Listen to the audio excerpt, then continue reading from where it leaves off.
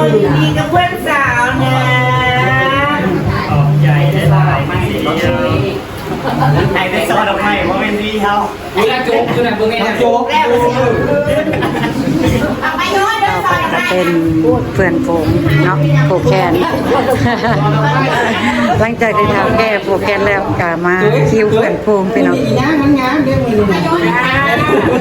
เจ๊ทำอะไรก็เป็นวันจันทร์สบายดีเด้อพี่น้องไม่ใส่ไม่ใส่ในยาเลยสิเบ๊ะเป็นยังไงหลายคนเป็นนะมื้อนี้ก็เป็นมื้อสันวันดีเด้อคำหนึ่งของอร่อยก็ได้ผูกแขนเข้าป้าควันแล้วไว้ลูกเต็มบ้านร้านเต็มเมือง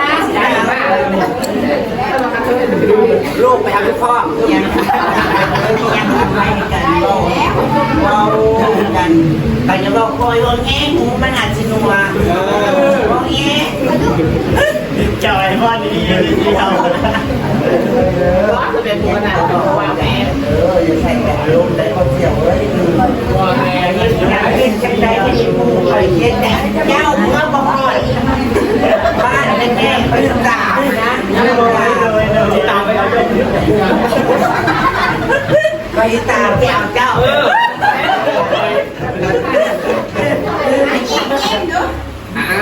โอ้ยยังยิงบล็อกอย่างเงี้ยโดนยิงเขียนตัวนี้เนี่ยกันเลยยิงยังด้วยยังใจยังตัวคุ้มนะอะไรแล้วไปย้อนข้าวไปเด็กก็อย่างนั้นเอาไว้โยนหมดแรงหมดแม่หมอหมดแรงเอาจ่อเอาแต่พันเลยยิงบ้าอะไรยิงบ้ายิงบ้ายังเขานี่ไม่ใหญ่มาลงมั้งเดี๋ยวได้เสือได้ผ้าหน่อย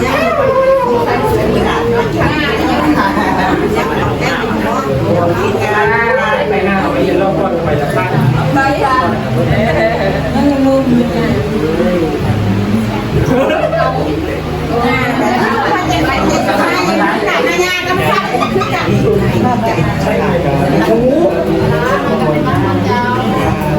มันเป็นงานกับเป็นอาชีพใช่เลย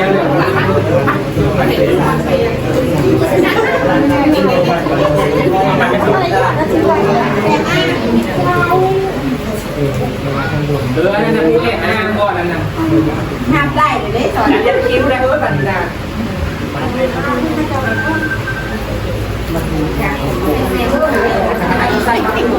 ถูกมันลายได้ได้ลายเลยวันนี้กินดีแล้วกินที่สองนี่คนดังนะยืดบนสิงห์บุญเลยต้องให้บอลเป็นเด็กด้วยแต่สั้นตัวนี้ขาไก่สิครับไก่เลยพอดังๆพอดังๆแบบนี้แล้วโอ้ยเป็นบ้านเป็นฟ้าเลยแล้วอายุ8,000ยืดแล้วโอ้ยมึงบอกผิดเสี้ยนด้วยยืดเงาหมันแล้วโอ้ยเอ้ยนะอย่าล้มไข่อารมณ์กันคนลดลงเลยแล้วโอ้ยฟังไปด้วยไปดีแล้วโอ้ยซื้อกันต่อดีเดียวไทยเลยนี่หาวันเป็นคนแล้วมันอีกการหาใช้ผู้ที่คู่อยากมีคนคู่เป็นนะเลี้ยวมามีไปแต่ไม่ซีกันเลย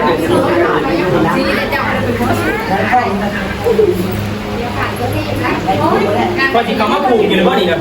งานได้กับยืนเสื้อเราเด้อเป็นคนไม่เที่ยวมาเอาเสร็จแล้วต้องเข้าดิ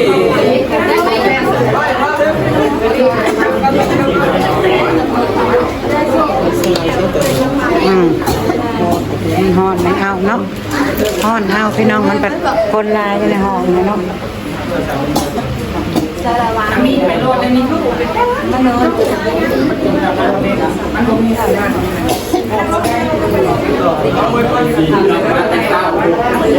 วให้มาอะไรวะโคตรเยอะโคตรนั่งดังแน่เจ้าใส่หัวมันเยอะแบบมี วิ่งที่จะออกบอกให้โอ้ยอย่าดีเลยเอ๊ะมา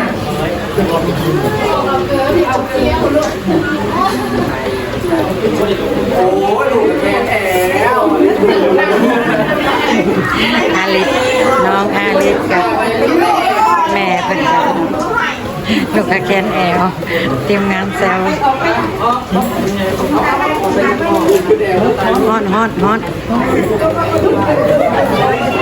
ฮอนแต่ก็ต้องสู้ต้องทนเราไปนะ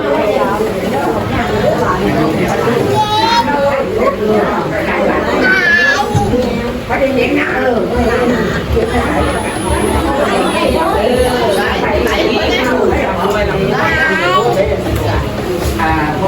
ด้มาซื้อลายสีไม่ใหญ่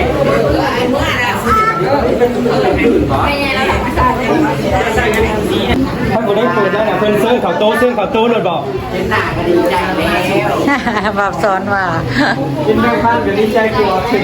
เด็กค่ายลูกตาจ้องแสงไหลหรอแสงมันไหล แสงสะท้อนมันเป็นสลัว หันปิดกล้องมันไว้เปิดไฟโอเค แม่น แสงคุณอยากมาแสงโทรศัพท์เป็นแสงไหน มันสะท้อนสาดข้างล่างนั่นเลย นี่แสงมัน จะบอกจะสาวต้องนอนแข็งทีนึง มันงอนบอก มาถ่ายหนึ่งดาวไว้ได้นะสาว 1 2 3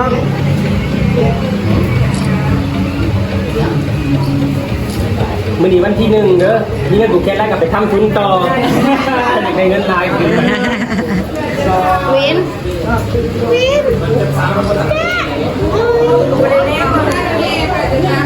ี้ยวแท้ไงไฟละ โอ้โหน้องวินน่ะเนาะมาต่างถิ่นกันยังบ่ได้บ่ได้กวนบ่ได้แอวพี่น้อง มาดิไปละ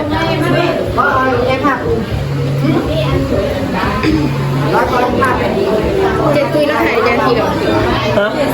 จะถ่ายจานทีก่อนนะ ตรงนี้โอ้ย เร็วจะทำอะไรสามนี่ควรอะไรดีวะมีสาม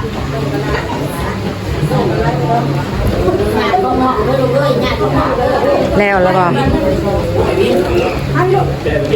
มาถ่ายรูปไว้ไว้อันนี้ นี่โมยู ตะบวดตะผูกแก้ในน้อง2คนเนาะตะผูกช่างตะบวกนี่ผม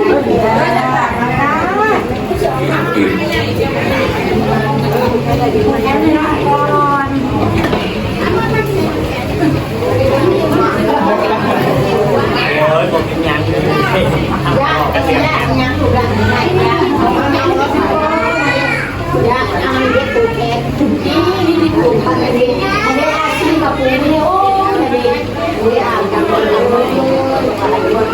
มันได้แบบว่าคือสิเป็นลมในตอนนี้ แล้วตั้งไว้บอกว่า10 นาทีมันก็ยากเพราะว่ามันหอนแล้วมันดีออกนะเวลามันหอนแล้วมันดีออกมาที่นี่มันหายได้แต่ซ้ำนี่แล้วมันเย็น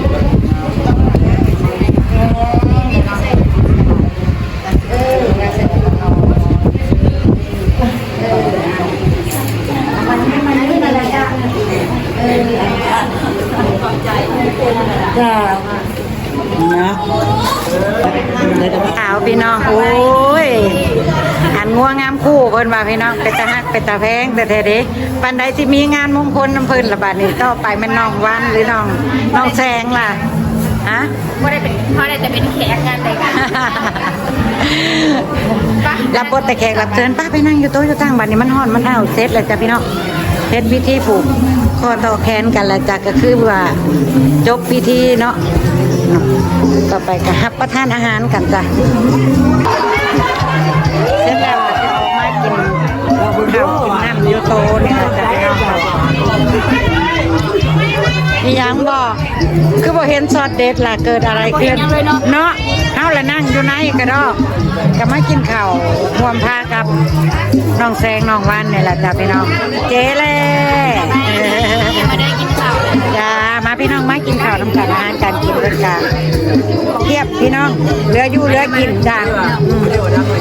อุดมสมบูรณ์โด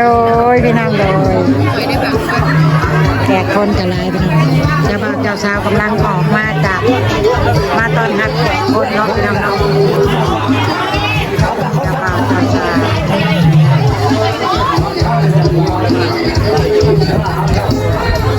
อยากยินดีครับงานมงคลของน้องๆเพื่อนอะไรจ้ะพี่น้อง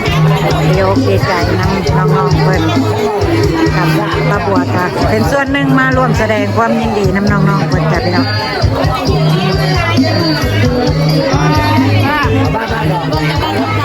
เจ้าบ่าวเจ้าสาวพี่น้องโอ้ยสวยงามตาดักให้มันคุ้มเนาะ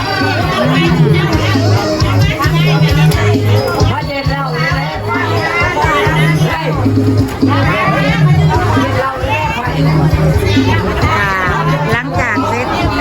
พิธีสู่ขวัญผูกแขนยังเสร็จแล้วค่ะตามประเพณีเนาะพี่น้องเจ้าบ่าวเจ้าสาวก็ออกมาพบปะแขกคนเนาะ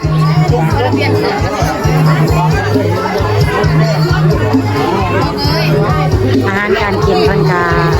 คือว่าอุดมสมบูรณ์แล้วพี่น้องส่วนข้าวปุ้นเพิ่นก็จัดเป็นบุฟเฟ่ต์เนาะ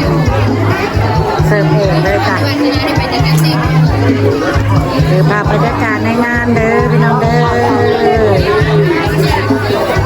อ